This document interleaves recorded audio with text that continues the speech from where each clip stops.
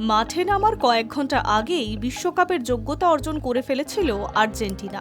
ফলে ব্রাজিলের বিরুদ্ধে মহাযুদ্ধ আসলে হয়ে দাঁড়িয়েছিল সম্মানের লড়াই। সেই লড়াইয়ে আর্জেন্টিনা একতরফাভাবে জিতল। ব্রাজিলকে নিয়ে রীতিমতো ছিনিমিনি খেলল স্কালোনির দল। কে বলবে এই দলটায় লিওনেল মেসি নেই? তাতেও 4-1 ব্যবধানে জিততে বিন্দুমাত্র অসুবিধা হলো না আর্জেন্টিনার। অবশ্য ব্রাজিলেও নেইমার ছিল না। প্রায় 20 বছর পর মেসি ও নেইমারহীন দ্বৈরথ দেখল বিশ্ব ফুটবল।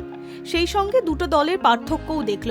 মেসিকে ছাড়া হয়তো আর্জেন্টিনার নৈপুণ্য কমতে পারে, কিন্তু কার্যকরিতা কমে না। অন্যদিকে শুধু নেইমারের অভাব নয়, অনেক কিছু নিয়েই ভাবতে হবে ব্রাজিল ভক্তদের। বর্তমানে সেলেকাওদের পাসিং ঠিক নেই।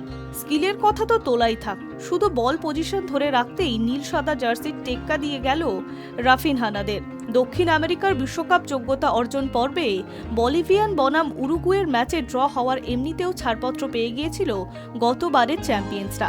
আর ঘরের মাঠে তারা ম্যাচ শুরু করলো চ্যাম্পিয়নের মতো। মাত্র 4 মিনিটে আর্জেন্টিনার হয়ে প্রথম গোল করেন জুলিয়ান আলভারেস। দ্বিতীয় গোলের জন্য অপেক্ষা করতে হয়েছিল 12 মিনিট পর্যন্ত।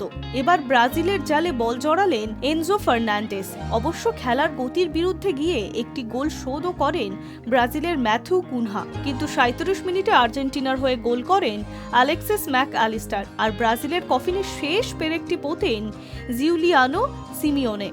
71 মিনিটে গোল করে যান অ্যাটলেটিকো মাদ্রিদের কোচের ছেলে। সব মিলিয়ে 4-1 গোলে জিতল আর্জেন্টিনা। দক্ষিণ আফ্রিকার গ্রুপ পর্বে 14 ম্যাচে 31 পয়েন্ট নিয়ে শীর্ষে লিওনেল মেসির দল। 14 ম্যাচে 21 পয়েন্ট নিয়ে চতুর্থ স্থানে ব্রাজিল।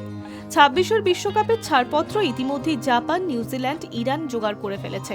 এবার সেই তালিকায় নাম লেখালো গতবারের চ্যাম্পিয়ন্সরা। High news network.